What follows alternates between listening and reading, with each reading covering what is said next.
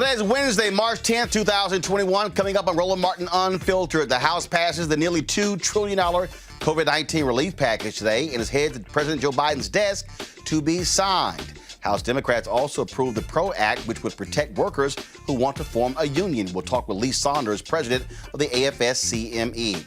Two major confirmations today. Marcia Fudge will lead HUD, and Merrick Garland is the new attorney general, both approved by the United States Senate. And the interim president of the African American Mayors Association, Karen Weaver, the former mayor of Flint, Michigan, joins us to talk about what mayors need to recover from the pandemic. Also, we're talking coronavirus with Tom Joyner. Plus, Congresswoman Stacey Plaskett of Virgin Islands goes off on a Republican about his remarks regarding Black Lives Matter in that COVID-19 debate. Plus, Florida Rights Restoration founder Desmond Meade denied again for a pardon in Florida. He will join us. Plus, I'll talk about a scholarship I'm establishing at my high school in Houston, Jack Yates High School, and we'll talk with the superintendent of HISD, Dr. Grenita Lathan. Also, folks, a crazy-ass elementary school teacher forces a 5-year-old to clean feces out of a toilet with his bare hands. Crazy. It's time to bring the funk on Roland Martin Unfiltered. Let's go. He's got it.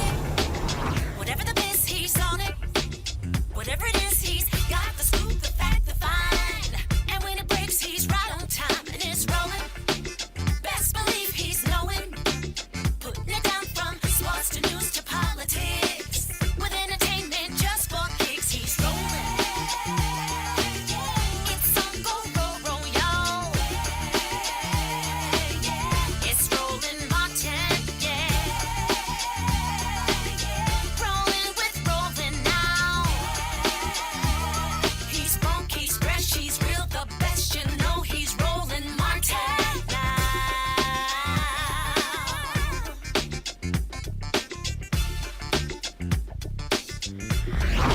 Martin. All right, folks, House Democrats approved a significant expansion of labor rights with the Protecting the Right to Organize, or called the PRO Act. The bill would protect workers who want to form a union from retaliation or firing, strengthen the government's power to punish employers who violate workers' rights, and outlaw mandatory meetings that employers often use to try to squash an organizing drive. It would also make it harder for companies like Uber and Lyft to classify workers as independent contractors. The measure is, of course, opposed by Republicans. They have not supported anything, frankly, the Democrats have put forth. This is all about the American worker. But here's what's interesting about that. I thought Republicans said that they were the party of the working class. That's sort of wrong. My panel is A. Scott Bolden, former chair of National Bar Association Political Action Committee, Robert Patillo, executive director, Rainbow Push Coalition Peachtree Street Project, Monique Presley, legal analyst and crisis manager. In a moment, we'll be talking with Lee Saunders, who's the president of AFSCME, the American Federation of State, County, Municipal Employees. So, folks, let me know when we have Lee on the show. This is a huge bill, Robert, because, again, you have President Joe Biden, who came out strongly in support of this, pushing what this would mean for labor unions. You see what's happening in Bessemer, Alabama, where you have Amazon workers trying to unionize there as well.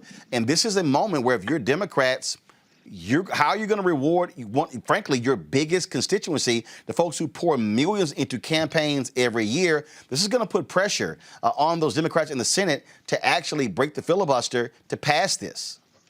Yeah, you're absolutely correct. And I think what we're seeing is, as we are having this debate about the $15 an hour minimum wage, well, that wouldn't be as pressing if we actually had labor and organizing rights in this country so workers could collectively bargain for better wages. What if you could unionize McDonald's workers? What if you could unionize Walmart workers? Then the federal government would not step in. And it's interesting to me that the Republicans who at CPAC decided to try to cast themselves as the new party of the working class, the party of, as Ted Cruz said, truck drivers and people who work with their hands, are still opposing every effort to increase wages, to increase negotiating power, to increase health care benefits and pensions that really built the middle class in this country. And we have to understand that people need to put their money where their mouth is when it comes to legislating, and push through legislation that will help give workers more rights vis-a-vis these multinational corporations who currently control everything in our political system.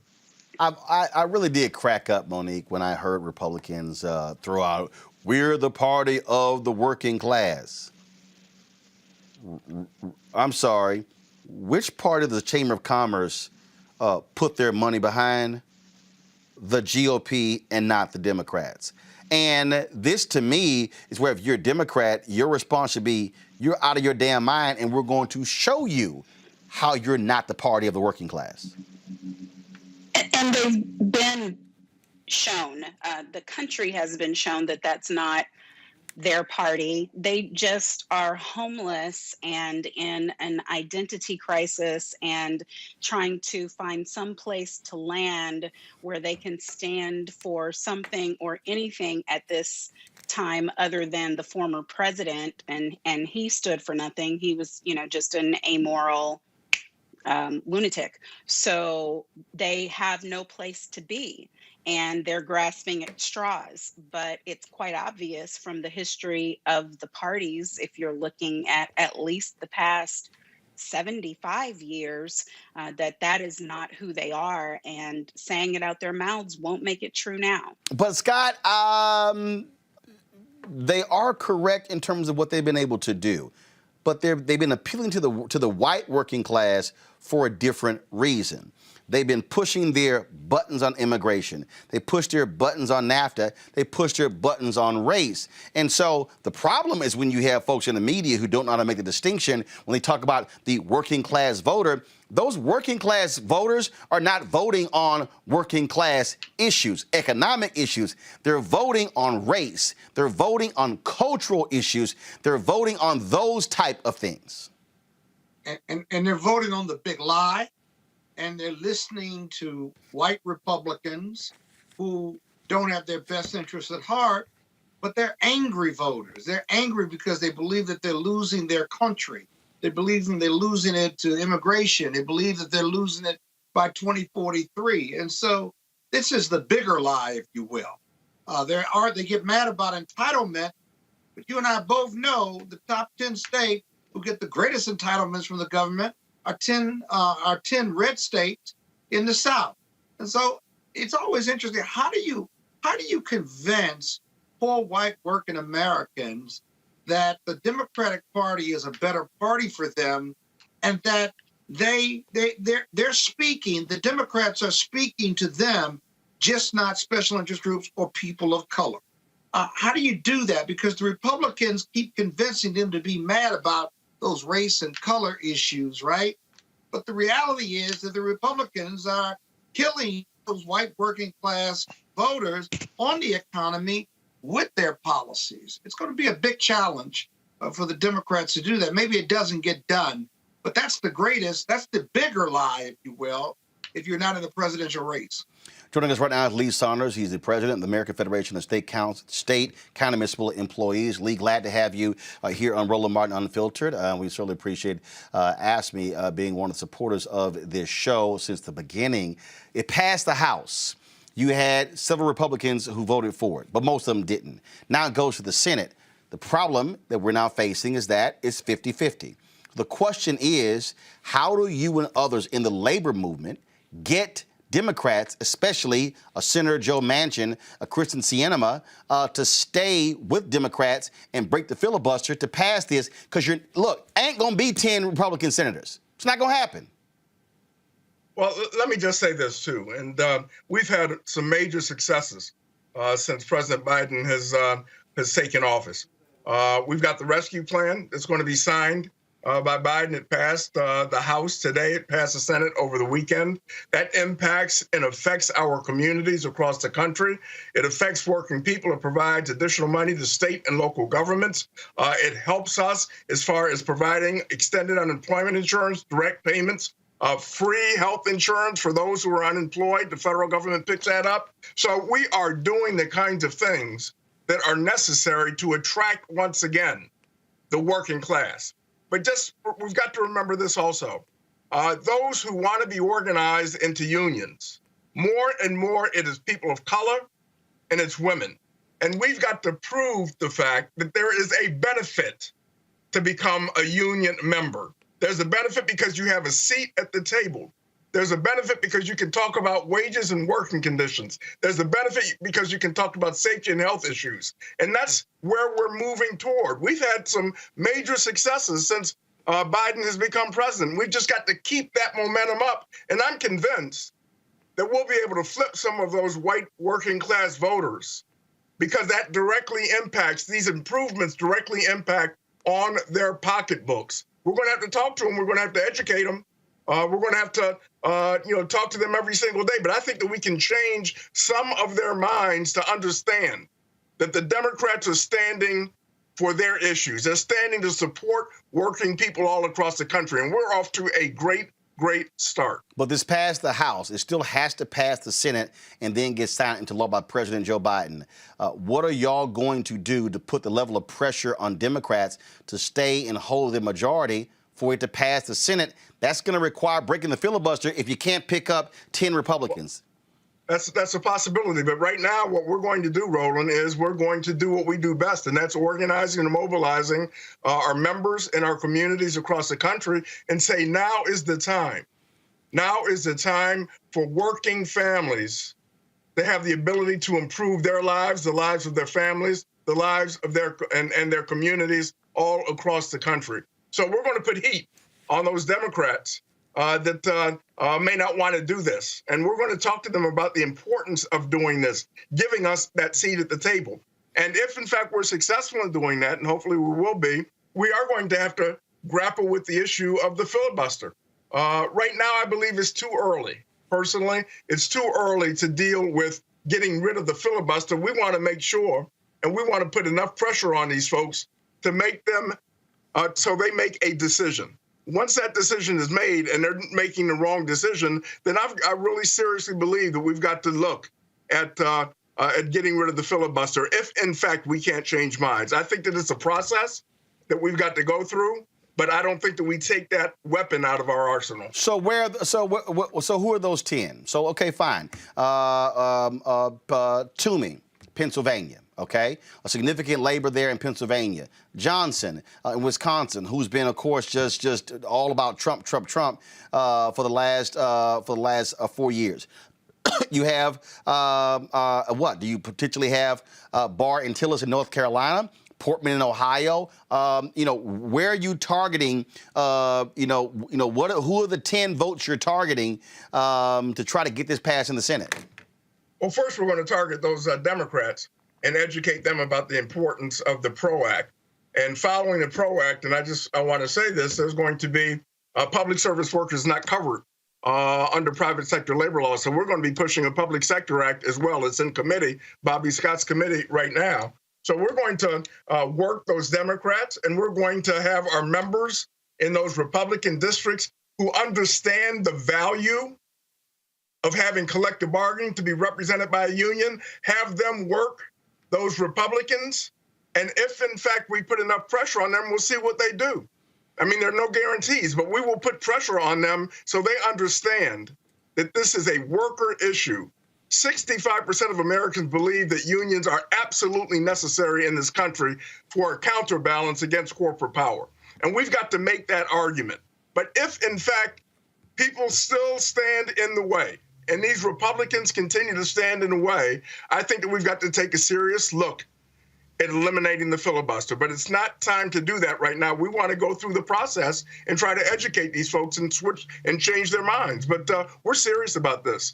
This is our time. President Biden has talked about supporting working families. If you saw that video that he did last week, talking about the importance of unions and having the ability to organize and not having the boss get in their way and having fair elections, that was a very, very strong statement. And so we want to continue to move on those kinds of statements and move this legislation, and we're going to see what happens. When you hear Republicans say that they are the party of the working class voters, your response? Well, I don't want to laugh at that statement, but it's just simply not true, and that's why it's important for us to educate our members and educate citizens across the country about the value of unions. And Republicans aren't supporting union. I mean, let's face it, most Republicans don't. Some do, but most don't. In the public sector, we've been under attack, as you know, Roland. We've talked about this, where they've taken collective bargaining away from us. in the public sector, we have a right to work environment because of the Supreme Court decision. So we want to regain the foothold, okay?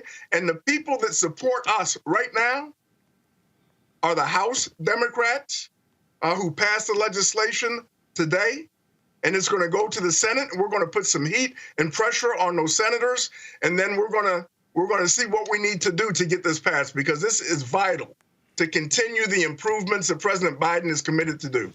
All right, Lee Saunders, President, asked me. We really appreciate it. Thanks a lot. Thank you. All right. Go back to my panel here. It is going to be an uphill battle. I don't see, Robert, where Republicans are going to vote with Democrats on anything. You know what? I just don't. Maybe we'll talk about the infrastructure bill. Look, they didn't vote for them on the COVID bill. They're not going to support them on HR 1, the voting bill. Hell, Senator Mike Lee was on Fox News talking about the devil wrote this bill. They're not going to be with them on the George Floyd Justice Act. They sure as hell don't support labor. And so this is going to be the moment where I think labor unions are going to have to look Democrats in the eye and say, we put millions of dollars into your campaigns every single damn year. It's time for your ass to deliver.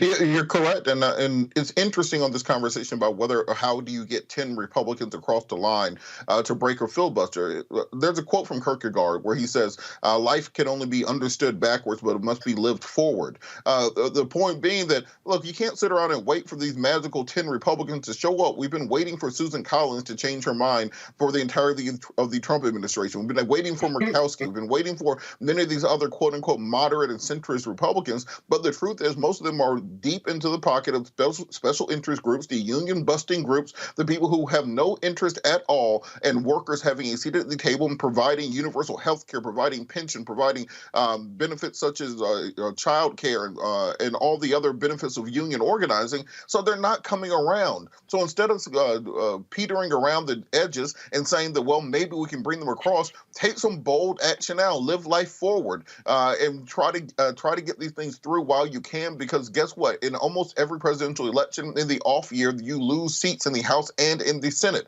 So this is the ephemeral opportunity that Democrats have to get things passed. If you want it done now, you have to eliminate the filibuster and move forward with the agenda, because otherwise you'll get tamped down into the swamp and it will never happen. Monique, look, again, I keep talking about 10. Okay, so sure, Pat Toomey is not running for re-election. Portman in Pennsylvania, Portman in Ohio is not running for re-election. Barr in North Carolina is not running for re-election. Now you have Blunt in Missouri. He sure as hell ain't even close to Montana. No, Blunt is Missouri. Oh, okay.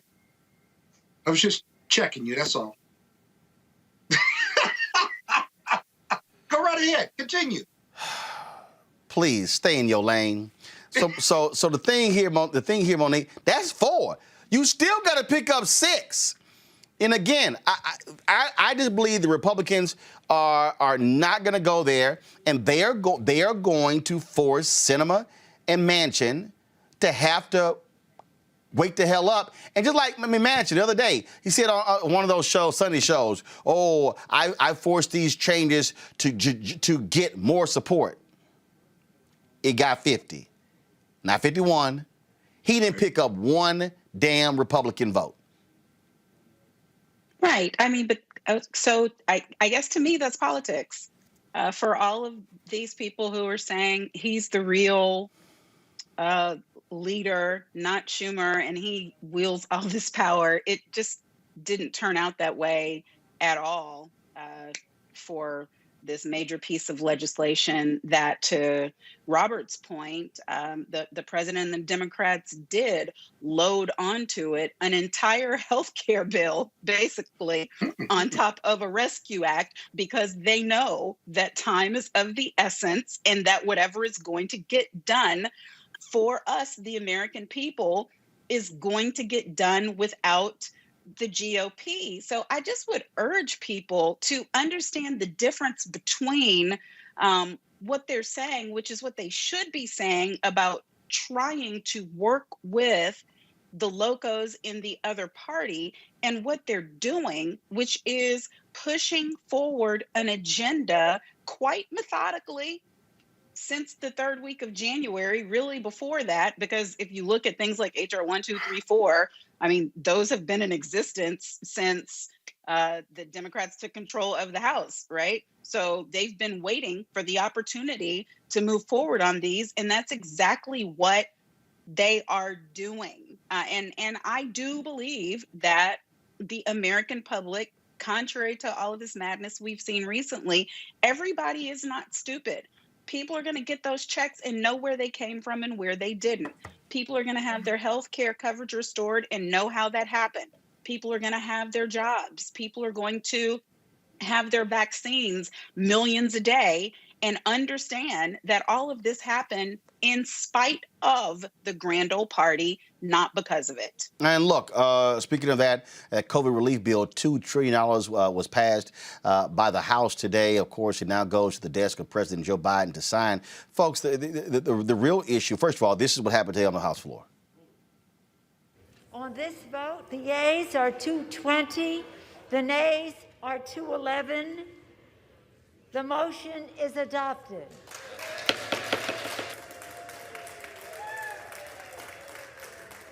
Objection, a motion.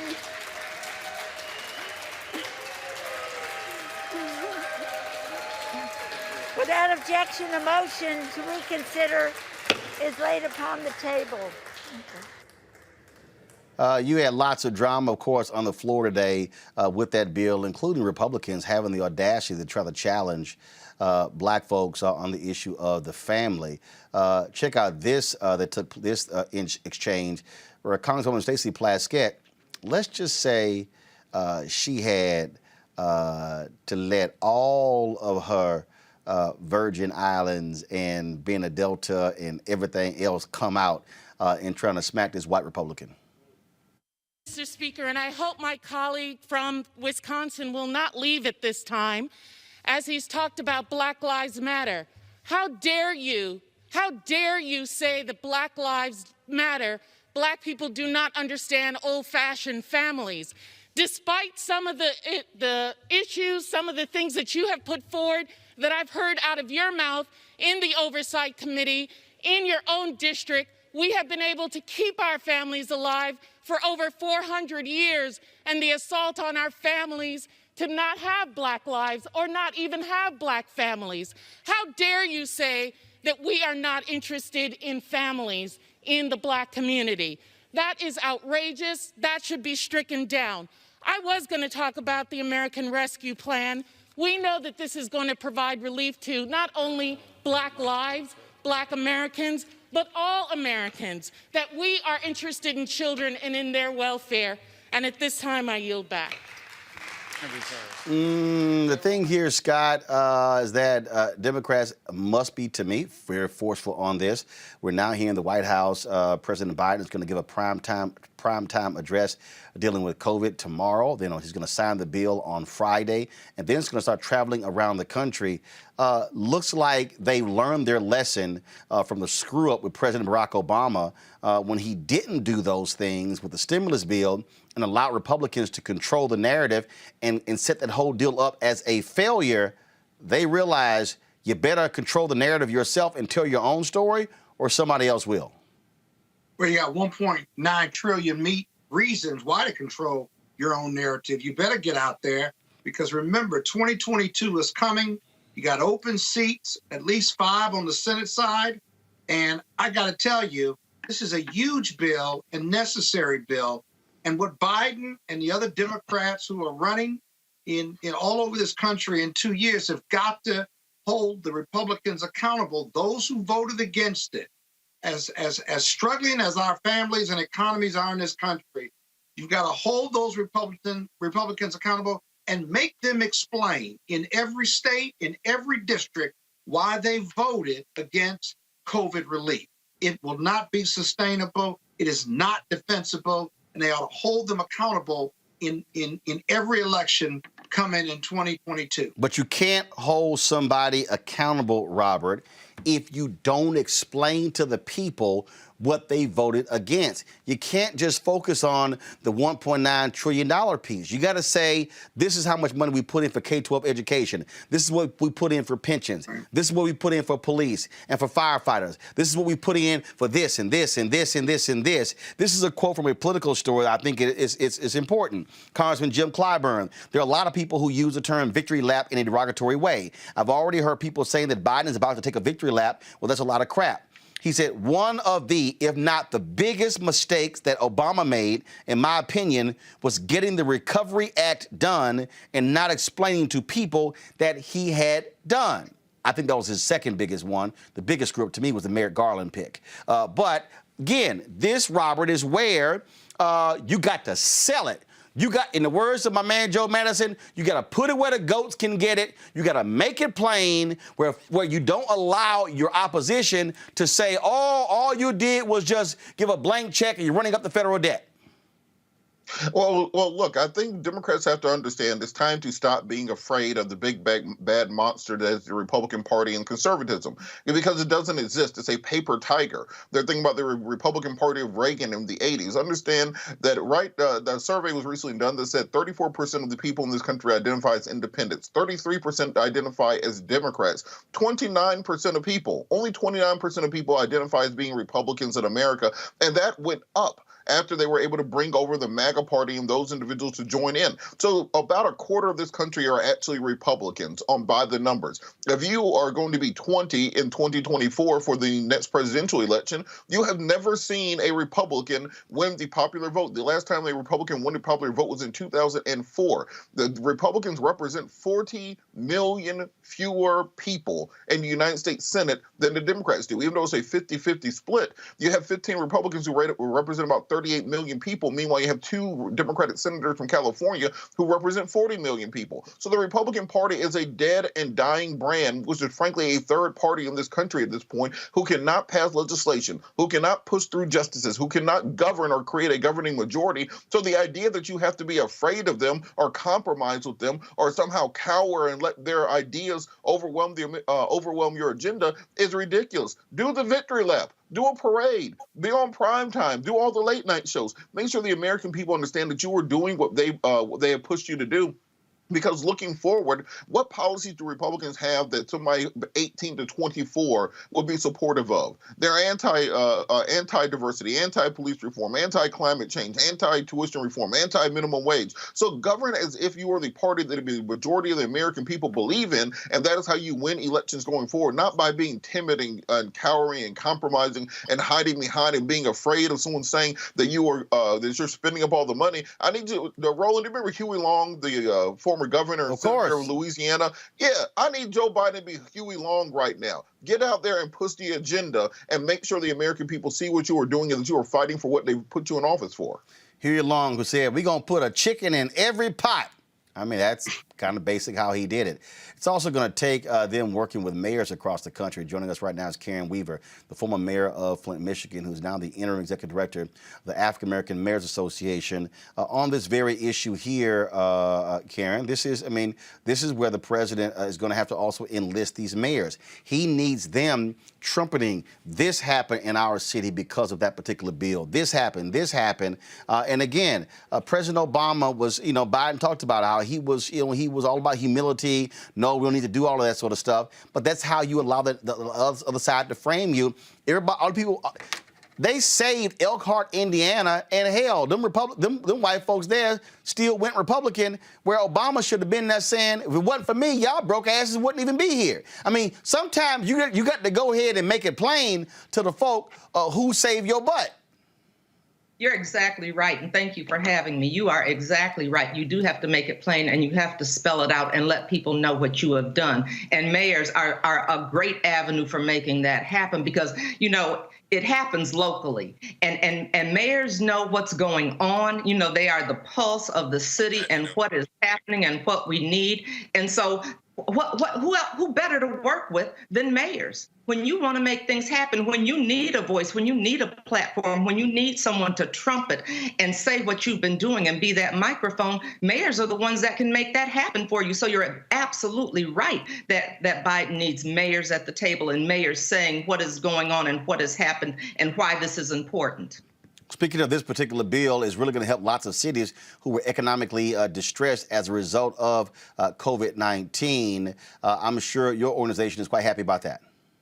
We're quite happy about that because that is so many cities that African-American mayors lead, and we need this relief bill. I mean, when you look at what is going on in cities, people are hurting, people are crying out, and this is what, we've been needing this relief bill, and it's high time that it happened. I mean, because there's money in there. There's money in there for small businesses. There's money in there for education. There's money in there for childcare. We're talking about getting schools open and opening them up safely. There is money for that. There is money for seniors, and the list goes on and on. We're looking at health equity. There's money in there for those kinds of things, and we're talking about a pandemic that has disproportionately impacted Black and brown people. We have died at higher rates. We have been sicker at higher rates, and so this relief plan is, we've been waiting for this. And when you look at other things, let's talk about tracking this and having access to the vaccine. All of these things are in this bill, and so we need this. You're absolutely right. And this is very important to the African American Mayors Association. And that's been one of the priorities that we've been working on since this hit. We may have gone virtual, but we haven't stopped the work, and we haven't stopped being a voice and convening African American mayors and meeting with the White House and talking with Vice President Kamala Harris and saying, here are our list of priorities. Here are the things that we need, and here's how this helps us. And so what advice would you give when President Biden starts traveling around the country touting this particular legislation? Because clearly Republicans are saying, oh, they're bankrupting us. This is liberal overreach. This is them with their wish list for all of their big city liberal mayors. It's not a wish list. It's a necessary list. It's a needs list, and it's a needs list for people to live the way people deserve to live. We're talking about the health and well-being of people. That's what this is about. It's about the health and well-being, and he needs to talk to mayors. I'm not saying don't meet with governors, because you have to meet at the state level, but you make sure that things get to the cities. Make sure they get to the municipalities, and they don't get hung up at the state level, and talk to mayors. Because like I said, we are feet on the ground. We know the pulse of the people. We know what our communities need, and we know it better than other elected officials because we live with the people. We're not separated. We go to the grocery store and we see them. We go to church, we see them. We walk down the street, we see the people, and we're living what they're living. And so working with mayors is imperative if you want to be successful. All right. Karen Weaver, first of all, you're interim executive director for the African American Mayors Association. What are y'all plans for the coming year? We have a lot of plans for the coming year. We're trying to, we're doing things in a virtual manner. But like I said, we have not stopped. We have not missed a beat. Our priorities, of course, include health. It includes infrastructure. It includes criminal justice. It includes education, and pulling mayors together to say, what are the needs? How do we continue to lift and amplify your voices and help you expand your executive capacity for your cities? Those are what our priorities are. We want to continue to work with our partners at the White House and let them know what's going on and how they can be helpful to cities, whether we're large cities or small cities. We represent over 500 African American mayors. That's a large group of mayors, and we're looking to make that even bigger. So, we want to continue to lift the voice and make sure that African American mayors have access to resource and best practice and are able to, like I said, amplify their voice and let people know what we need. The time is now. The time is now. We are not going to stop being a voice for African American mayors. We're not going to stop talking about what we need because, we face different challenges. As mayors, we all face similar challenges, but as an African American mayor, there's an added layer of challenge that we face. You know that. And so we're going to continue to make sure we're at the table, that our voices are heard for not just ourselves, but for the people that we represent. implement and get the resources to our mayors, make sure they have what they need so they can do the best job possible. But like I said, housing, that's an issue. Health equity, that's an issue. Criminal justice, infrastructure, those are issues. Economic empowerment, those are the things that we're working on and we're going to continue to work on as the African American Mayors Association. All right then, Karen, we surely appreciate it. Thanks a lot. Thank you. All right, folks, got to go to a break. We come back, we'll talk about Marcia Fudge being confirmed as the HUD Secretary, also Merrick Garland, new Attorney General. Later in the show, we'll also talk with Grenita Lathan, Dr. Grenita Lathan. She is the superintendent for the Houston Independent School District, but she's now moving on to Mississippi. Houston School Board of Trustees, what the hell were you sorry asses thinking letting her leave? We'll talk about me launching a scholarship at my high school, Jack Yates High School, Magnet School of Communications. All of that next. Roland Martin Unfiltered. Back in a moment. A good home shapes nearly every part of our lives. It's where we start and end each day. It's where we raise our families and come together in times of joy. It's where we find shelter and comfort during times of hardship. The past year has reminded us just how important it is to have a safe and stable place to call home. But right now, for millions of Americans, that sense of security and peace of mind is out of reach. Our country has an immense responsibility and a profound opportunity to address the housing crisis facing so many people, to provide relief for those struggling to pay their rent or mortgage as a result of the pandemic, to ensure every American experiencing homelessness has a roof over their head, to revitalize our communities and help more Americans achieve the dream of home ownership, to break down the barriers of injustice that still limit the futures of far too many young people. Every community faces unique challenges that require its own unique solutions. We all want and deserve the same basic things: a safe place to live and an opportunity to succeed with dignity, with grace, and with hope.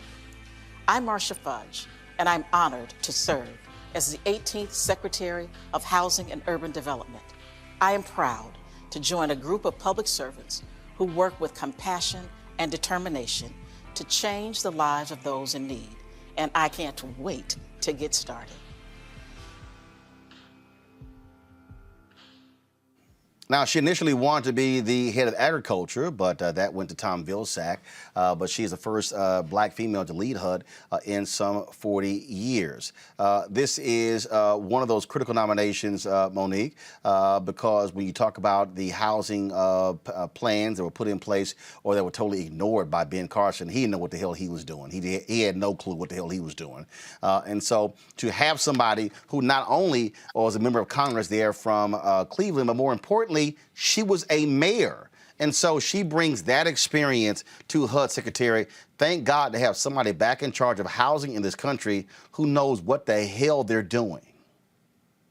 In charge of all of these cabinet posts. And that's another thing that hopefully the American people can recognize. The difference between the last administration and this one is competence. Putting people who actually know how to do the jobs, who have experience in the area, who have a vision that carries our country forward. Those are the people who are being nominated and appointed to these very critical positions by the Biden administration. And that did not happen without the advocacy of Black and brown girls and women all over this country in any number of different organizations who fought to have not just people of competence, but people who were representative of us in these offices. And former Congresswoman Fudge is just another example of that. Scott, again, we had to deal with the last 4 years of gross incompetence in so many different areas. One of them was indeed housing and urban development. Yeah, you're absolutely right. Marcia Fudge is an incredible elected leader. She certainly will be more competent than her predecessor. But I do think we got to be pretty honest. You all keep talking about her being qualified for the position. Other than being mayor, there's nothing in her political resume that says she has any experience at developing housing for poor people and otherwise. However, that being said, because of her commitment and passion, she has a real opportunity to make a huge difference in the Democratic agenda and closing the housing gap and making life better for African Americans and our rural communities as well. Let's not forget about that. What do you mean nothing? First of all, what do you mean nothing? She does a significant job. What do you mean nothing in her makes a experience? difference. What do you mean nothing in her experience? The reality is when you're no, 1 second, 1 second. One second. She doesn't have any experience in housing development. Okay, hold on. First of all, let's be real clear. She called it a dumping ground. No. The Secretary of Housing and Urban Development, isn't about developing projects. One of the things that Scott.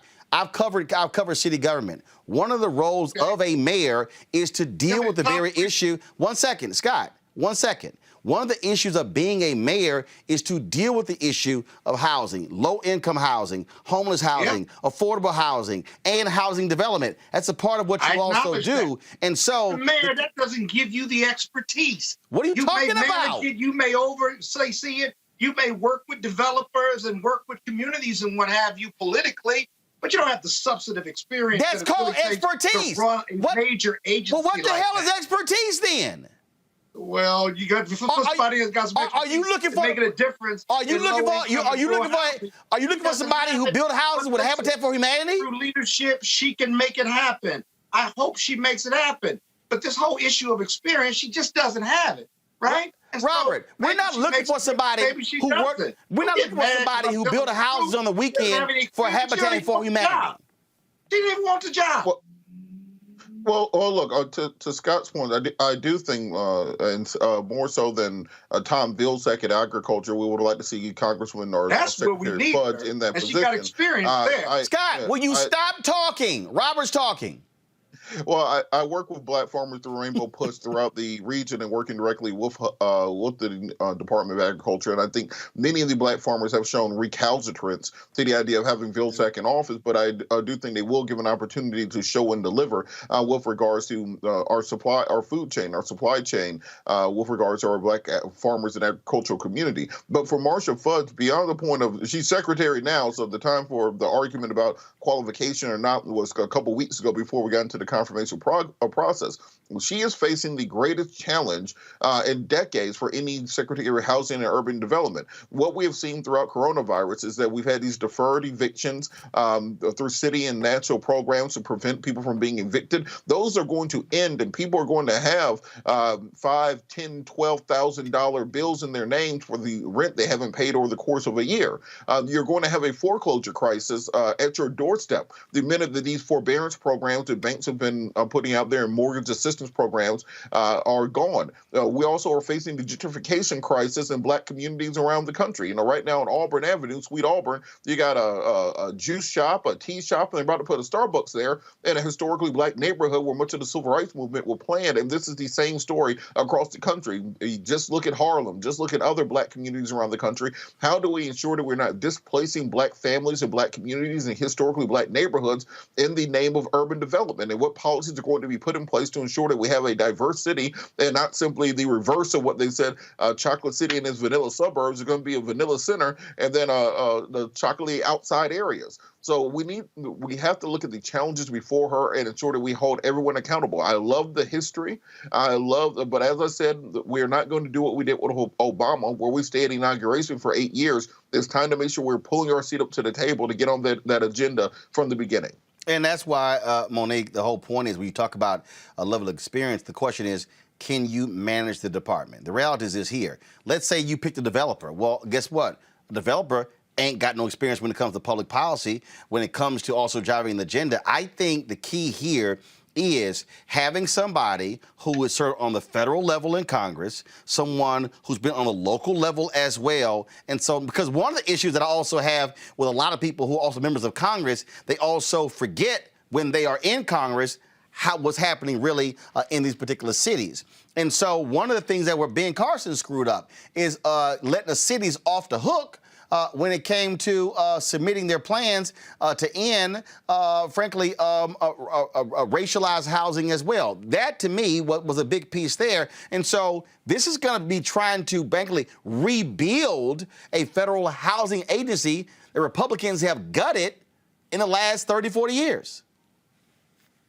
Yes. So in case maybe those who are watching right now know the same amount about what HUD does as my colleague Scott, let me just explain. The department's mission is to increase home ownership, support community development, and increase access to affordable housing free from discrimination. So the secretary oversees that. This secretary that we have now served on the Committee on Education and Labor, the subcommittee on Civil Rights and Human Services, right?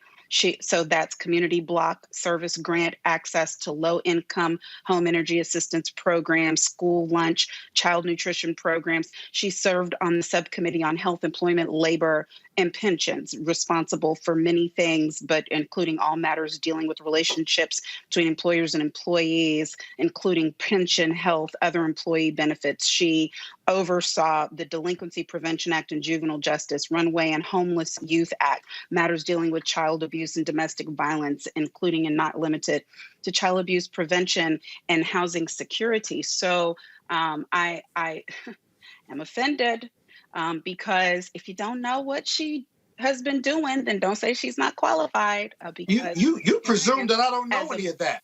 She's got no executive experience, and that's the only thing I said. As a member of Congress, she has direct related national experience that is directly addressing the areas she is now responsible for execution. So saying she has no experience is just not accurate. That's just not true. No executive experience managing a large agency like that and never having worked in that field. You didn't say executive experience and management. But my you said hope she is that has she no does very experience well. in the area. I don't think it's the right fit, but I hope she does very well. Clean it up now if you want to and say she's not an executive. That in my presentation. But that's not what you said. Ain't got to clean it up. Truth hurts sometimes, but that's reality. We had a mayor running for president, and a whole bunch of people thought it was a good idea. Not that I was one of them, but I'm not going to say that this Black woman who has executive function as a mayor and has served leading committees and has served on committees for years in this exact area isn't qualified. We'll see how she does. She's but qualified very limited, and she that's has going to be a problem, and we need strong leadership. All right. And another thing. Robert, you got anything to add? No, as I said, I think we have to be cognizant of the challenges that we have ahead of us. I do wish all the secretaries well. I'm one of those people that I root for every administration to do well. I hope the Trump administration had done well. I hope the George W. Bush had done well. It's as if you're on a ship. You want the captain to do as good as possible because you're on the ship with them. And I think as we're looking forward to the challenges facing this administration and other, as well as any others, this is one of the most challenging transitions that America has had. And Secretary Fudge has a very big plate ahead of her. Yep, exactly. And also and I hope she succeeds. You done? And I said that before, so I didn't clean up anything. You have to listen to my analysis. It's complicated sometimes, but you got to listen to it. Actually, when somebody says it's complicated, that also means it's confusing as hell. That's what it means. All right, y'all, and don't forget today, also the Senate confirmed 70-30 Merrick Garland to be Attorney General. All right, got to go to a break. We come back. We're going to talk COVID vaccine with Tom Joyner. He's retired, but still got something to say. That is next on Roland Martin Unfiltered. Your work keeps the community safe, but what keeps you safe at work? People in public service face unique dangers, and we need the right training, resources, and staffing to stay safe. But how do we make sure we have what we need to stay safe on the job? We join a union. Union members negotiate for the resources we need to keep us safe at work and protections if we're injured on the job. Union members are better trained and better protected. Job safety. That's the union difference. The The work you do is important. A lot of people depend on you, and you deserve respect. Respect includes making a decent wage that reflects how hard you work for your community. So what's the best way to make sure you get the pay you deserve? Join a union. Union members are paid more than people with similar jobs who aren't in unions. For women and people of color, the union difference is even greater. The respect you deserve, the pay you've earned. That's the union difference. People in public service work hard every day in our communities, and we deserve respect for the work we do. That means a secure retirement with benefits you've earned through years of service and hard work. What's the best way to ensure that when you retire, you'll be ready to enjoy the years ahead? Join a union today. Union members negotiate our contracts, which is why we're more likely to have substantial retirement benefits. A secure retirement. That's the union difference. Georgia outlaws pizza.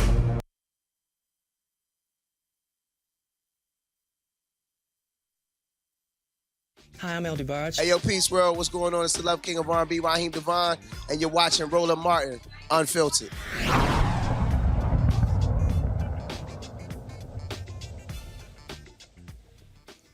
All right, folks, Tom Joyner retired at the end of 2019 after 25 years of doing his nationally syndicated radio show, of course, known for support of HBCUs, and Take a Loved One to the Doctor Day initiative. Now he, of course, is trying to get these black folks to get out there and take this damn COVID vaccine. He joins us right now. Tom, where you talking to us from? Miami? You in the Bahamas? Jamaica? Where you at?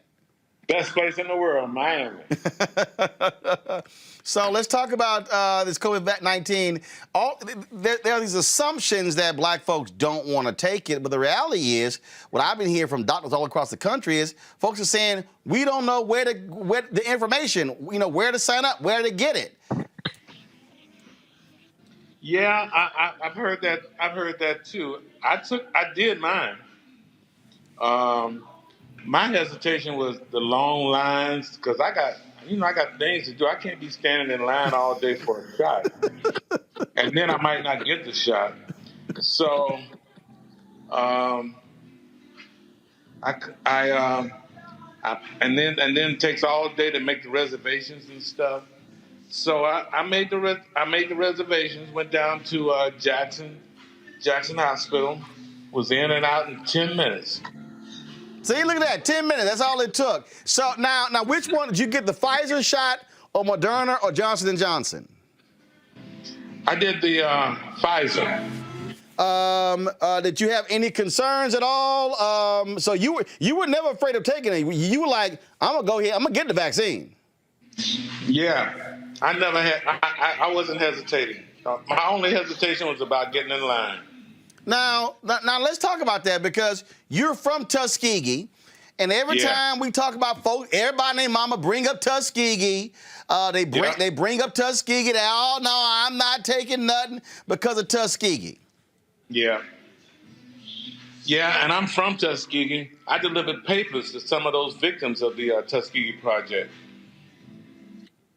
But you didn't let that hold you back at all. No. Because it just makes too much sense. I can hear your producer in the back. I can hear your producer. Can y'all stop talking? Tom, go ahead.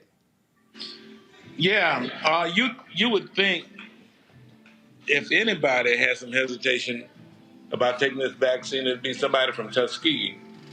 But no, it just makes too much sense. I was concerned about the trial study and how black folks were, might not have been represented, but I was watching something and a black man who was watching. No, I did this thing for the AMA, and this doctor was on, and he said he was concerned, and he looked into it, and he said black folks were real well represented in the trial study. So I said, yeah, man, I'm ready to get out the house and go somewhere. So I went on. Man, I ain't going nowhere without the vaccine. So I got vaccinated, made my reservations. I'm going to Cabo end of May for the Soul Music Festival with Charlie and them. Oh, so you ready to get back on the road? Hell yeah. You know me. I'm the fly jock. So I take it the last year has not been a happy year for you having a. No. I've been okay except for this goddamn stroke. But no, I've been fine, man. I'm living in Miami. This is the best place to be in quarantine.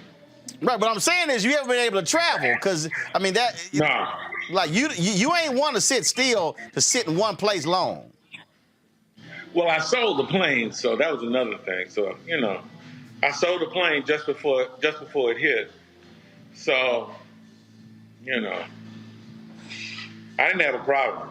So you back to flying first class?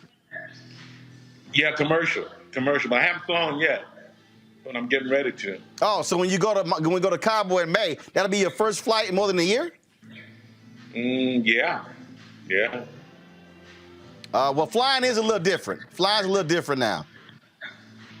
Yeah, that's what I heard, but I still haven't heard about any cases on any airplanes. I haven't heard one. So everybody's afraid to fly, but I've heard about outbreaks in nursing homes and schools, but I have not heard an airplane and the passengers and stuff being an outbreak on an airplane. I haven't. Have you? Not an outbreak. Early on, there was a doctor on NBC News who got COVID. But he said he did the mask and everything, but he thinks he didn't cover his eyes. So I've flown. So one of the things that I do, I've had more than 100 COVID segments. I've had black doctors and scientists from A&T and all kind of places. So what they say is when you fly, not just have a mask, but also be sure to keep your eyes covered as well. Okay, well, I wear these cool shades. Is that enough? They might need some side brackets or something, but yeah, that might help. I got that. I got some cool shades with side brackets. Yeah, okay. Yeah. I wear some goggles because I ain't trying to play with COVID. My next door neighbor's like, oh, my whole family had it. I'm like, you white. I said I ain't chancing that. Hey, end of May is when I'm going to Cabo, and Biden said he's gonna have most of the country already vaccinated end of May, so I'm ready. Folks are asking a lot of different stuff. You said earlier you had the stroke, so your health is good. You fully recovered from that? I'm not fully, but I'm getting there. I'll be ready for the cruise. So there will be a cruise. Yep, we're set and booking and rebooking now for November 6th. November 6th. All right. Well, obviously talent is always a big part of that. So who's going to be on the cruise? We got the same talent.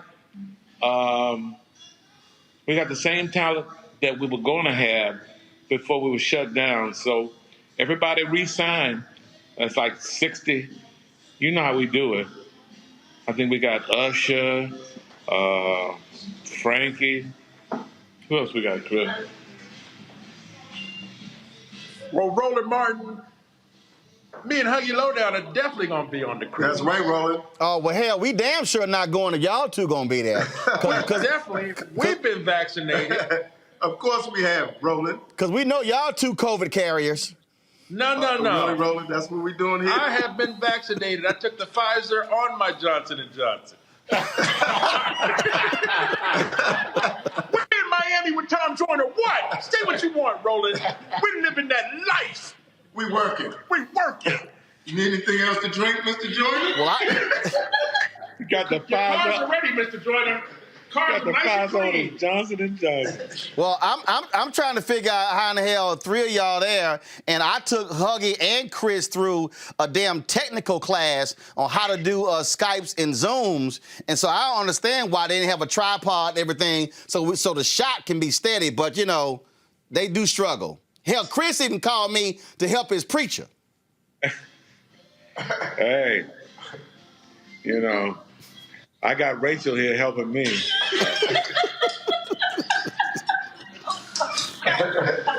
So you got all them folks helping. So, Tom, folks, comment. First of all, let me just here. My panel's here, so let me have each one of them get to ask you a question.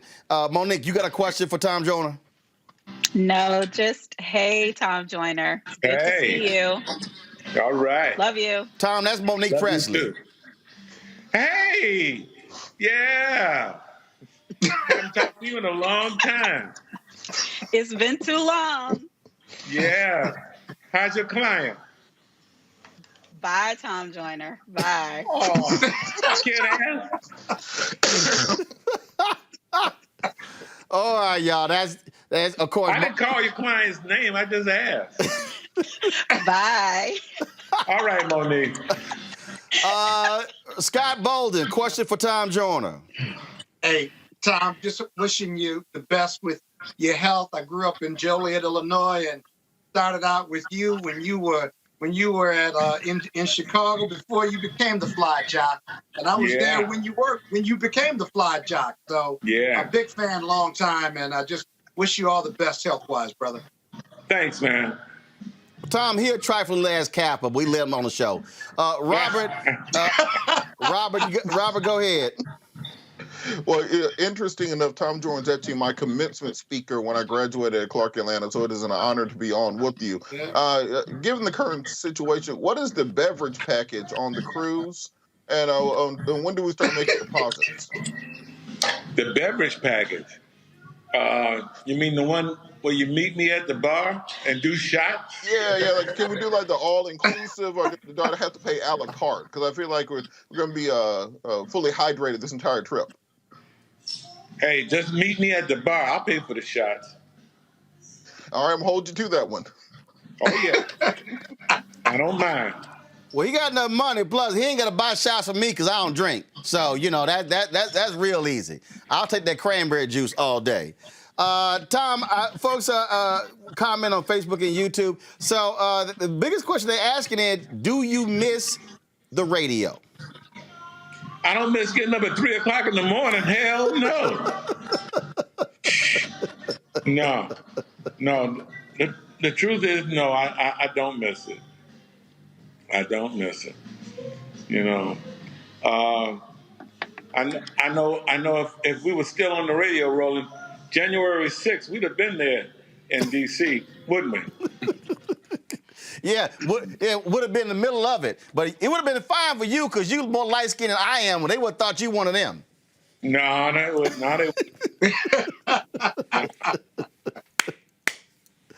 You know, I have to admit that I miss that. I miss that not being, you know, in places, you know, like D.C. on January 6th or on some of these Black Lives Matter marches.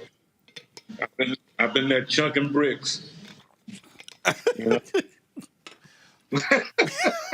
Been there chugging bricks. He said he'd be there chugging bricks. Chugging bricks. Well, it's good that again. Now, first of all, you taking one of the shots, or you took both of yours? I got the next one coming up next week. The second one coming up next week. Gotcha. All right then. Well, look. Good luck with that. Glad you can what join. About you?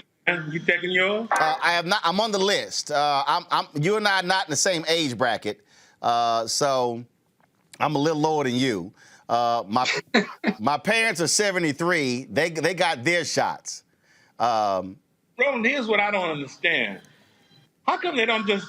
It's the process that's all messed up. But you got to remember, Trump screwed it all up. That's the problem.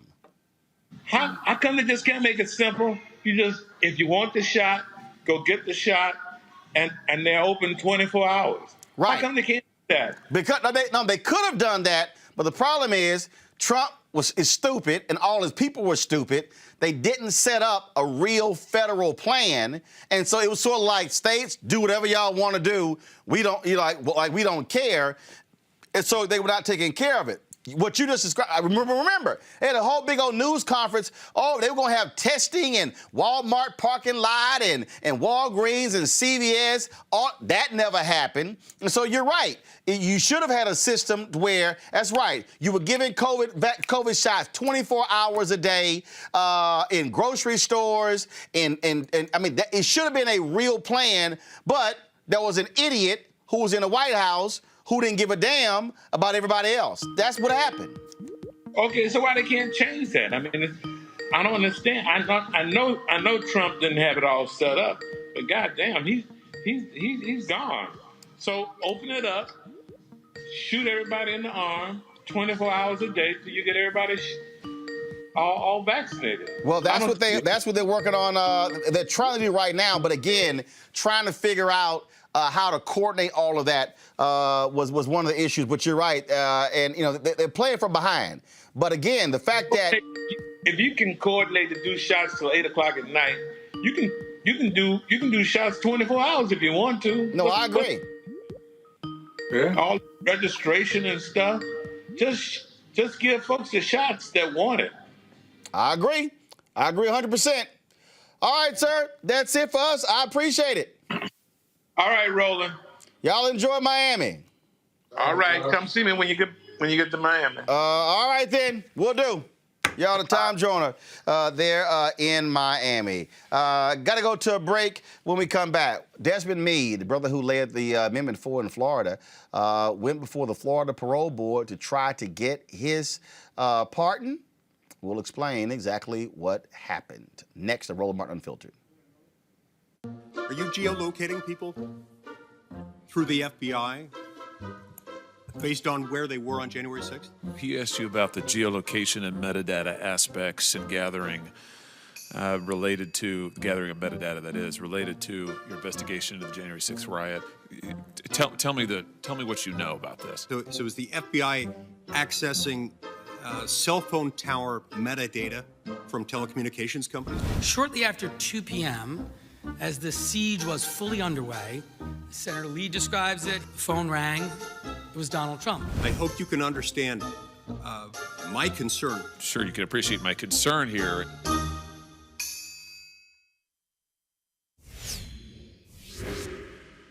If people begin to believe that their democracy is fraudulent, if they conclude that voting is a charade, the system is rigged, then God knows what could happen.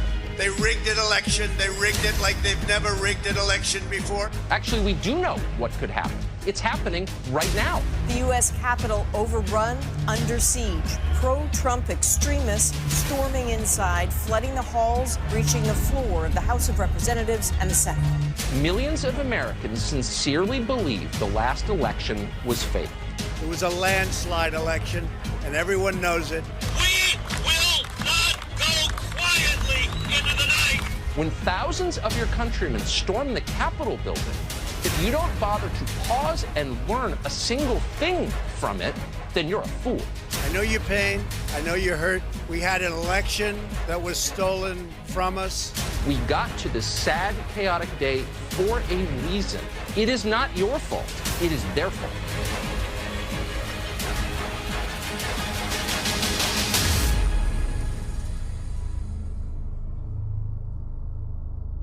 Hi, I'm Vivian Green. Hey everybody, this is your man Fred Hammond, and you're watching Roland Martin, my man, Unfiltered. Folks who are formerly incarcerated have to go through a very arduous process in Florida to get there, to actually get a pardon. You literally have to go before a committee where the governor sits on. And frankly, it's strange. It's just crazy and stuck on stupid there in Florida. Well, Desmond Meade, the brother who led Amendment 4, which restored the voting rights for upwards of 1.4 million people, went back before the board today. The governor sits on that board in order to get a pardon. Well, that didn't happen. He joins us right now. So in a second, we're going to be joined by Desmond to talk about that. Of course, he out there on the line, activist, fighting, leading. We of course work with him, spend time working with him. But Governor Ron DeSantis, again, blocking a pardon for the leader of the Florida Rights Restoration Coalition. He went before the Clemency Board, and what happened, first of all, DeSantis and the Clemency Board removed the minimum 5-year waiting period for felons to apply to have their civil rights restored.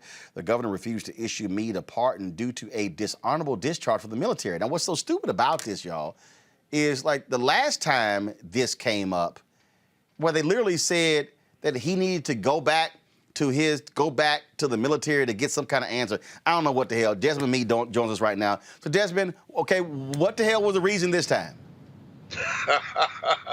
Hey, Roland, first of all, thank you so much for having me on. At the end of the day, what it really is I'm just a casualty of some infighting that's going on on the Clemency Board between the governor and our Secretary of Agriculture. And the excuse this time is that I had a court-martial back in 1990, I believe. And I know that's just pretense, because clemency is not about what you did. It's more about what you've done after you have served your time, after you have committed your last offense. What type of life have you been living, and how have you been contributing to society and demonstrating that you're so-called, quote-unquote, rehabilitated. And so I think I've more than proven that. But for some reason, this governor insists on just going back and digging up old things. And Rich is really irrelevant at this moment. And here's the thing here. Okay, so you talked openly about your previous issues, going to jail, drugs, all those different things. When you it's in my book. Right. I mean, talked about it. When you went to jail in Florida, right, it had nothing to do with the court-martial. Nothing. So let's just get, the reason you went to jail in Florida had nothing to do with the court-martial. How long ago were you in? You released when? You're talking about almost 30 years, if not more. You released 30 years. You were released when? In 1993. You released in 1993, and here we are. 1990. And since 1993, led a clean life, went to law school, did all these things, and he's still trying to go back to the 90s? Well, yeah, so let me just be clear. In 1993, I was released, but my mother passed away a couple years later, and I really dove into a drug addiction like crazy, which caused me to get in some more trouble. And so the last time that I was convicted of any offense was back in 2001. And so if I have transformed my life since 2001, since the last episode, why are you going back several episodes before that, right, to raise an issue when clemency is supposed to be about what you've done after you've committed your last act? And this is part of the issue with this board, because before we've had individuals who've gone before and they've tried to ask them, have they committed their life to Christ and all kind of stuff, which actually has nothing to do with that, because what if they were Muslim or they didn't actually believe in God? But this is part of this problem where and this is one where the governor literally sits on the board. So when you went before today, was he present? Yes, he was, and you know what? That's a major problem with these type of boards, because when you have politicians deciding who gets the vote, who don't get the vote, and who gets pardoned and who don't get pardoned, you leave a lot of room for politics to play a role in it. My wife, let me tell you, you thought I was upset. My wife, Sheena, was with me, and she was about to go off. And I'm going to tell you, one of the things that struck her was that this governor gave pardons to people who didn't even bother to show up for the hearing. Didn't even bother to show up, giving pardons away left and right. But for some reason, once again, he wants to deny me, and now is forcing me to seek a presidential pardon. Find a way to remove that military court-martial off my record before he would consider it again. Okay, so for the folks who don't know, what does getting a pardon do for you in Florida? What is it now? Because you have your right to you have your right to vote, correct? I had my right to vote. What a pardon does, first of all, pardon is a form of forgiveness or absolving me of all the past mistakes that I've made in the past. And that is typically done when a person has demonstrated that they have turned their life around. The other thing that the pardon does, it removes that ban that I have to be able to possess or be in the vicinity of a firearm, right? Because when you lose your civil rights, you lose the right to bear arms as well, and that is not automatically restored. However, Martin, something good did come out of today's hearing that I believe is even much bigger than me. Because when we passed Amendment 4, what we did was we created a pathway for people like me to be able to have our voting rights restored. But our civil rights weren't restored. And so even though I was able to vote in my very first presidential election last November, because my civil rights was not restored, I still can't practice law in the state of Florida because I can't apply to the Florida bar until my civil rights have been restored. And then the big one is that I still have a hard time finding safe and affordable housing for my wife and children because of my civil rights not being restored. And there are many homeowners associations that would not allow me to own or even rent a house until my civil rights have been restored. And so even though Amendment 4 gave me the big daddy as far as the right to vote, they still remain some civil rights or the restoration of rights that would increase employment opportunities and housing opportunities for people with felony convictions. Well, today, the governor and his cabinet did amend the clemency rules to allow for the automatic restoration of civil rights to anyone who qualifies under Amendment 4. And so now people are not just only having their voting rights because of Amendment 4. Now they can have all of their civil rights and have a better opportunity to really, truly experience the American dream. Well, and the fact that you led Amendment 4 getting passed is reason enough. Well, this governor should have had the guts to give you that particular pardon. So hopefully folks will weigh in and lean on President Joe Biden to issue that presidential pardon, which would then provide the opportunity for you to be fully free. Well, I hope so, too. After seeing all these different pardons that were thrown around last year, I think that looking at who got the pardon, I think I more than earned that opportunity. So let's see how that works out. Otherwise, regardless, though, Roland, we're going to continue here in Florida to now engage these returning citizens even more, get them registered to vote, because we got an election next year, a midterm where the governor's up and the rest of the clemency board officials, they're up for election. And so we're going to engage our people and get them registered to vote and riled up and ready to go when November 2022 comes along. Man, when you know, of course, just let me know, and we'll be down there with the Mobile with y'all to help you do it. Most definitely, man. Appreciate the love. Desmond Meade, we appreciate it. Thanks a lot. All right. All right, folks. Education is critically important for us. It doesn't matter, of course, where it goes, and that was something that was impressed upon me by my parents, which is one of the reasons why I started a scholarship at my high school, Jack Yates High School in Houston, Texas. Joining me right now is Dr. Grenita Lathan. She is the interim superintendent for the Houston Independent School District. Dr. Lathan, how you doing? Well, hello, Roland. How are you tonight? I'm doing great. I am excited to share with my audience this scholarship, but I'm a little pissed off because you're leaving. I'll get to that in a second. But let's talk first about what we're doing at Jack Yates. Well, I want to thank you for establishing a scholarship to support students graduating from Jack Yates High School that are going to pursue a degree in communications. As you know, Jack Yates is the pride of the 3rd Ward and also the pride of the Houston community. And actually, most recently, Jack Yates was authorized to become an international baccalaureate diploma program. And so we're really excited that you've truly put your money where your mouth is. And since you kept me waiting just a little bit longer today, I'm going to need another $25,000. So I'll be waiting for my check before I leave Houston, Texas. Nice try. I was told y'all were late. That's what my staff told me. Don't be trying to sit here and squeeze out another $25,000. Hey, I'm blaming it on you because you know what? And I just want to add one other thing, because we are talking about education.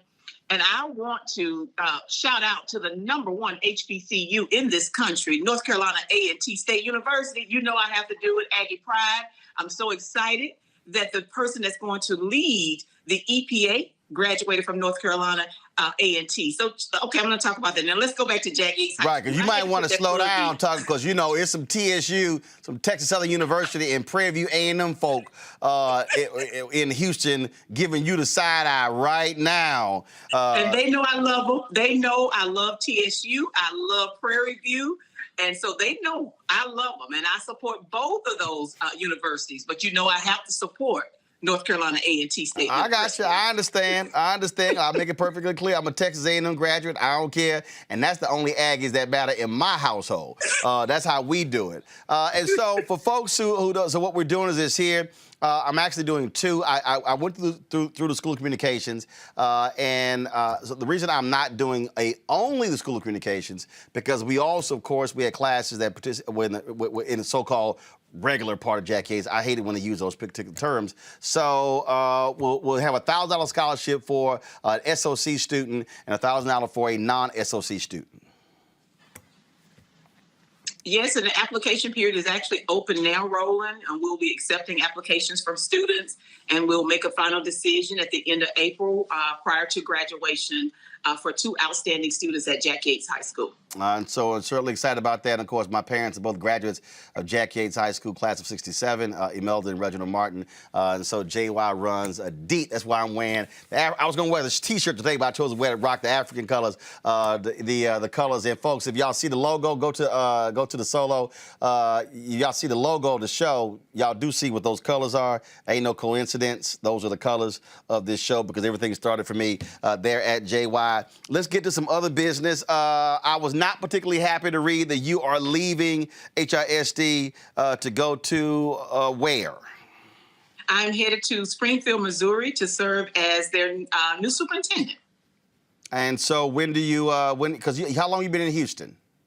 I've been in Houston 6 years, and I start my new position on July 1st. First of all, how have y'all been handling COVID and all the things that come with it? A lot of other places, they're now trying to come back with kids in the classroom. Have y'all had students in the classroom, or is that now being phased in? We've actually had 86,000 students attending school face-to-face since last October. And then we have another 120,000 students actually learning online. I actually want to just pause and recognize all the members of Team HISD and thank them for everything that they've done this past year. It's been a difficult year for us all, but we've been able to feed our students. We started feeding our students and families on March the 13th last year, and we have continued to do that with our food distributions. We've provided them the necessary mental health supports that they needed.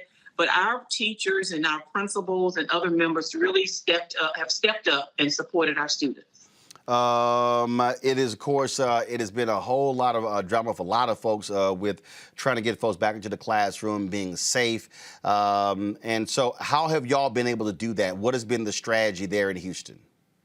We created a communicable disease plan where we assembled principals, teachers, medical professionals, and central office leaders, and they developed a plan. It was called our reopening plan. And that reopening plan addresses every area of safety.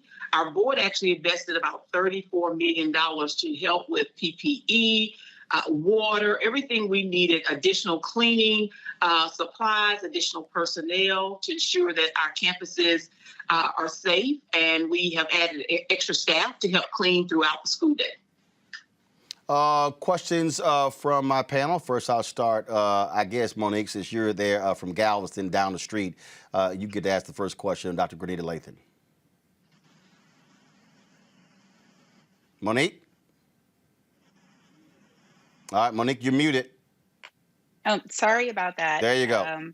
Well, thanks so much for all the work that you do, and congratulations. I wish you well on your next challenge. But what has it been like for the students dealing with this transition, and what do you think the steps are going to be that are necessary to make up for just the amount of days and hours of work that have been missed and focused during the past year? It's been difficult, especially for our students that are learning at home. You know, socialization and interacting with your peers, we all know it's very important. And you all are in communication, so you know how important it is to be able to relate and connect with people. And I believe that has been one of the most difficult experiences or challenges for our students this year. As it relates to making up for learning loss, we have already added additional tutoring support for our students. We're adding additional days to our school calendar for the 2021-22 school year. And we'll be providing extended days, extended hours, even on the weekends, to support those students that have fallen behind. Robert? One thing that I think goes by the wayside in this conversation, particularly with regards to COVID and its effects on schools, are teachers. What have been the effects on teacher morale, teacher retention during the course of this outbreak, and what are some of the steps that have been done that maybe other school districts can replicate as they move towards in-person education again? You know, last fall, it was very difficult. I'd say in August and September, mental health-wise, it was very difficult for our staff members because everyone was worried about, you know, their own well-being, coming back face-to-face, being in a building and being surrounded by other people. We tried to focus on giving staff members assistance through our employee assistance program. We held different, what we call Wind Down Fridays, where it was a virtual party. We tried to provide additional support to our staff. We actually established a mental health hotline, not only for our families, but also for our staff members, so that they can call that number and speak with someone to receive assistance. But like I said, it's been a difficult year, and that's why every opportunity I get, I say thank you. Thank you for people giving more of themselves than they probably physically had to give this year. And, you know, we still need to get everyone vaccinated, and we're going to keep working on that. But I am very thankful to all of our staff members for their hard work this year. Scott? Yeah, Doctor, congratulations on your new position. I must say that as I look around the school districts around the country, what you've reported versus other jurisdictions has been very uneven, probably for a lot of reasons. I worry about the students in grade school, elementary school, and high school that we've lost because they couldn't keep up or they didn't have the software, hardware, and able to be engaged electronically or remotely. One, how do you explain the unevenness depending on the state or the municipality you're in? But two, how do we reclaim those students post-COVID so that they get the full benefit of their educational opportunities? Thank you for those two questions. And I'm actually going to start in the reverse. We actually lost about 11,000 students this year as a result of COVID, the students that did not return. But I want to address the devices. I'm very proud that we actually distributed over 145,000 devices. So every child and parent that requested a device received it. Even children where there are several children in one home, every child received their own device. We actually deployed about 35,000 hotspots to support our students. And, you know, it was surprising last March to look at or find out about the digital divide. We all knew it, but I think it's something like, you know, how you tiptoe around things where you know you need to go and you kind of throw things in a closet to hide them. It was the same thing going on with the digital divide. And so that was one of our top priorities, to make sure all of our children could access their curriculum, access their teachers, whether they were learning virtually and even when they returned face-to-face. So we didn't take the devices back. They're able to still continue to use those devices at home. Yeah, good stuff. Thank you. Well, Doc, I hate the fact that you are leaving. You can't speak to this, but I can. Shame on our Board of Trustees for not removing that interim label. I'm sure you will enjoy Springfield, but you probably will have enjoyed Houston a lot more. That is our loss. You did an amazing job there. Taking over. A lot of people may not realize that HISD was on the brink of actually being taken over by the state because of actions that had nothing to do with you, and you have led the district back from the brink of catastrophe, and that should have been rewarded by the Board of Trustees, but there's been far too much infighting on that board, so we certainly wish you luck, and I'm sure the principals and administrators and staff there hate to see you go, but certainly we wish you success as you head to the Show Me State.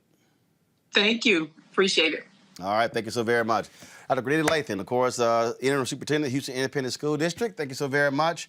And folks, the winners of the scholarships will, once I'm going to interview each one of them, and they'll be featured right here on Roland Martin Unfiltered.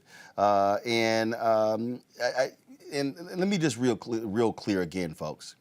What you had take place in Houston was shameful. And what you had there was, and I can say this, and I don't care, and I don't give a damn what the Houston Independent School District Board of Trustees has to say. You had Latino board members who did not want to see a black superintendent. They tried to bring in a previous superintendent. Carranza left to go to New York, tried to bring in an old superintendent, and it didn't work. They denied this sister from having this opportunity, and she earned it. They had an opportunity a few months ago to remove the interim label. Again, earned it. But to be an interim superintendent for 3 years is crazy. And that's because we have a dysfunctional, clueless, shameful Board of Trustees who doesn't know how to lead. And they've been an embarrassment. And that's why the Texas Education Agency almost took over the school district, because of the dysfunction among the Board of Trustees. And so, again, Dr. Lathan, she's done a great job. I'm giving that commentary. It has nothing to do with her, because you do not let excellent leaders leave. That's not what you do. And so, again, good luck to her going to Springfield, Missouri. Folks, got to go to break. We'll be back on Roland Martin Unfiltered. I believe that it's movement time again. In America today, the economy is not working for working people. The poor and the needy are being abused. You are the victims of power, and this is the abuse of economic power. I'm 23 years old. I work 3 jobs. Work 7 days a week. No days off. They're paying people pennies on the dollar compared to what they profit, and it is time for this to end. Essential workers have been showing up to work, feeding us, caring for us, delivering goods to us throughout this entire pandemic, and they've been doing it on a measly $7.25 minimum wage. The highest check I ever got was literally $291. I can't take it no more. You know, the fight for 15 is a lot more than about $15 an hour. This is about a fight for your dignity. We have got to recognize that working people deserve livable wages. And it's long past time for this nation to go to 15 so that moms and dads don't have to choose between asthma inhalers and rent. I'm halfway homeless. The main reason that people end up in their cars is because income does not match housing cost. If I could just only work one job, I could have more time with them. It is time for the owners of Walmart, McDonald's, Dollar General, and other large corporations to get off welfare and pay their workers a living wage. And if you really want to tackle racial equity, you have to raise the minimum wage. We're not just fighting for our families, we're fighting for yours too. We need this. I'm going to fight for it until we get it. I'm not going to give up. We just need all workers to stand up as one nation and just fight together. Families are relying on these salaries, and they must be paid at a minimum $15 an hour. $15 a minimum. Anyone should be making this to be able to stay out of poverty. I can't take it no more. I'm doing this for not only me, but for everybody. We need 15 right now.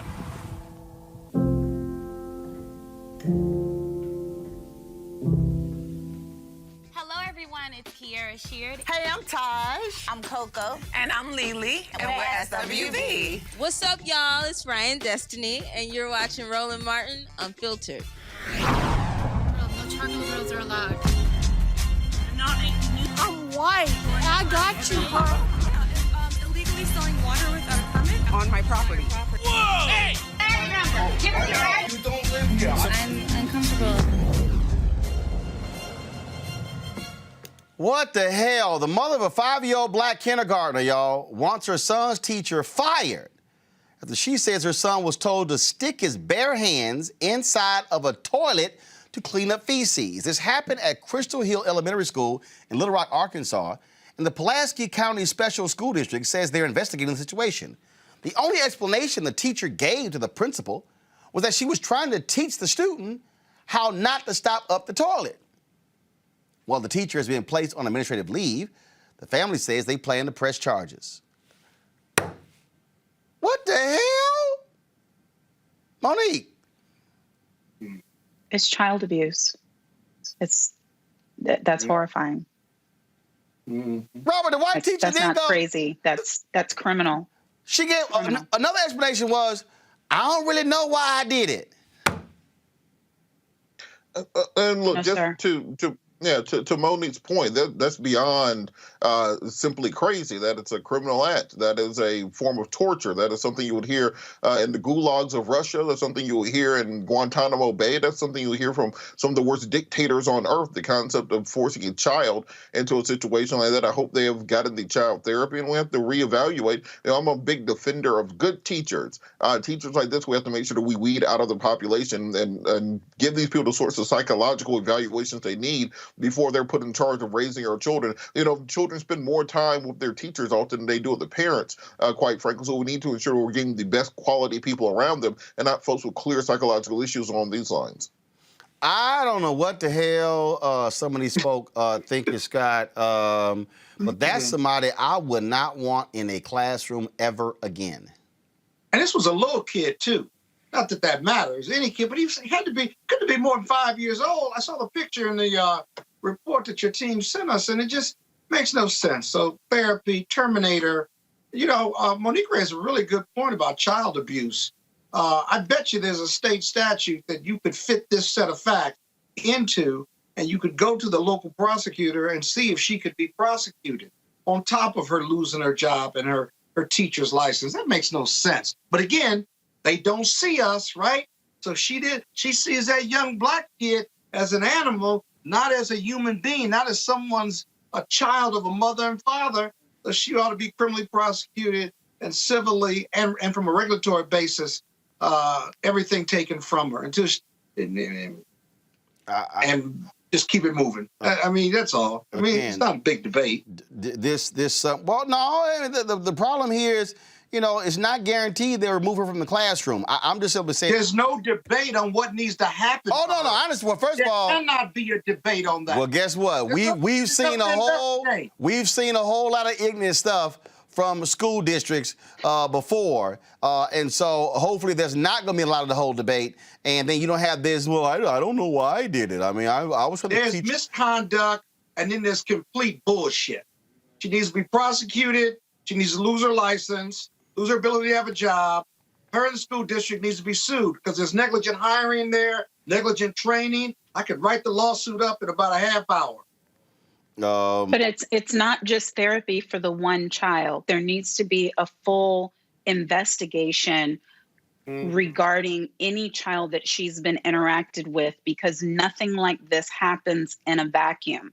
And if something as blatant as this happened, there is no telling what the other actions, statements, aggressions have been taken against the children in this class or in prior classes. And so that school district has to do the full extent of their job, as does the Child Welfare Services Office and the prosecutor's office. Because she felt comfortable doing it. See, that's the other thing, Roland. She felt comfortable doing it. That's what you got to investigate, as Monique said. And if it's not feces, who knows what else is out there? Right. They're out there practicing hanging this young kid for fun. Yeah, this isn't the first time she's done something. This is the first time she's gotten caught. And frankly, I think it would be worthwhile to spend the time and the money to interview every child she's ever taught or within a reasonable range to find out exactly what has happened and how deep this goes. As I said, someone doesn't do that, something like that demented for a first time. That is, you have to check and see if she was chopping up animals in her backyard, cutting herself, checking her journal to see what kind of person this was. Yeah, that's some sick shit, man. That's some sick shit. Indeed. All right, folks. That is it for us. We didn't play this. What's next? We didn't play this here, Scott. You might want to calm the hell down. So, everybody, now, one of the I told y'all in terms of our scholarship here, we did, when I was at the School of Communications, we often did a lot of different videos. And so a couple of years ago, when my frat brother Ted was there, he was the over School Communications. Everything got to be about a fraternity. Don't hate Ted Irving. They digitized. Just keep Alpha out of your show. Scott, stop talking. They digitized a whole lot of the old, them old 3/4 tapes that took a long time.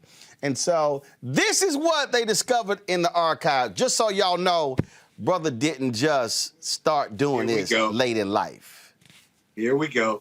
Don't hate. Don't hate. Y'all have the video. Lanny, don't you have the video?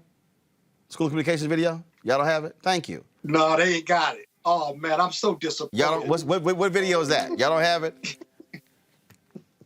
Okay, all right. So let me pull this up here because now, of course, Scott, ain't no video of you being a lawyer when you were in high school. Oh, yeah, but it is. Oh, really? Oh, but it is. Really? Really? I have it for you for the next show, next week. Yeah, okay, all right, yeah, you gonna try to use some CGI to try to go back to show. My debate footage goes back to second grade. So yeah, right. I've got some academic decathlon and model input for you. So this is my favorite section of the show right here. Are y'all done? He just freestyle. Are y'all done? Because obviously, y'all struggling right now. Y'all, go ahead and watch this video. Just so y'all understand, a bruh was not sitting here just doing this stuff. Don, this was like 1980. Y'all, go to my iPad. This was like 1985. Y'all see, it was tape that we had to roll. It was tape. So this was from JY back in the day. Back in the day. All right. Who is that? Y'all, that's me, pimp. Who is that? That's an alpha man right there. That's an alpha man. So, pull it up. Located on the Jack Yates campus. I would like to take you back to my previous years in SOC and also this was shot, I think, my first year starting in the home is Bertha Davis. 86 or 1987. So we were there. My following 3 years. And then, of course, I think I'm going to be interviewed by somebody next. I told y'all, this was like way before digital video. And so all y'all new people don't quite understand what this was like, of course. And Scott, just so you know, I was only named the top student at my high school, School of Communications. That's why I'm... Matter of fact, go ahead and turn it up, because I'm talking about all my awards. You ain't never had this experience, Scott. That's very important. I think that should be very important in any type of job. Roland, what does television production offer to you as a class? Television production offered a challenge for me. That was the main reason why I came to Yates. Thought of 3 other fields, but I thought this would be the most challenging field because, first of all, in a field like this, or even journalism, you always have a deadline. And the deadline is very important. And it's up to you to meet that certain deadline. All right. You've had a pretty prosperous high school career so far. Right here, you've been an outspoken student leader. What else have you accomplished? On your head. Hold on, he about to name the awards. Listen. Awards, like my band award, my service award, certificates in English, and also my baseball awards. But the ones I really like best are maybe my communications award. I was gladly trading in all of my other certificates for my television awards or even my Just Major School of Communications awards, because those are the main reason why I came here. all the others, they're good, but they're, not actually what I came in for. All right. That's what I'm saying, Scott. So, Scott Bolden. All right. So, Scott Bolden. See, when you see those of us who are alpha men, we were distinguished before alpha as well. I mean, I know. You were an alpha man then. Guess what? I will applaud you. You got more hair back then, and obviously you had a lot of awards and stuff. What happened to all that hair, man? Guess what? I still got mine. What happened to all your hair? Guess what? You don't have hair. And second of all, I got even more awards. But don't be a hater. If y'all want to show again, that's one of the reasons why, of course, I'm giving back to Jack Yates High School. All love. All love. Yeah, I wish you stopped interrupting Monique and Robert when they try to make their point, because you act like you in an amen corner at church. They don't need you affirming their points. Well, I just like them to know I support them, except on, I'm not going to say that one issue. Send them a text in. Okay, all right. Send them a text. They don't need you sitting there interrupting, trying to make their comment, because you trying to get more time in. Did you get mad when we look down and text each other because you say we ain't ready? See, still talking. Robert, go ahead. Did you really spread all your awards out on the table just for a high school interview? You obviously didn't understand. The point of the interview was a profile, and we needed props. That's what happened when First of all, you had a crooked-ass backdrop last week, so you shouldn't talk about... The camera was crooked. You shouldn't say... The camera was not crooked. You had a crooked-ass backdrop, because if Robert, don't make me pull the video from last week, Robert. See how humble you were even in high school, that your ego hadn't got ahead of you yet, that you were humble enough to get all your these and put them on a table. Hold on, no, Robert, let me help you out. How many touchdowns you run at the high school Robert, let me help you out. That's going to be on next week. Robert, let me help you out. That wasn't all my school communication awards, son. You get more. That wasn't all of them. First of all, I only had one on. I had 10. Boy, you don't want none of this. You don't want none of this. See, y'all don't want none of this. He's publicizing his high school awards. Think about that.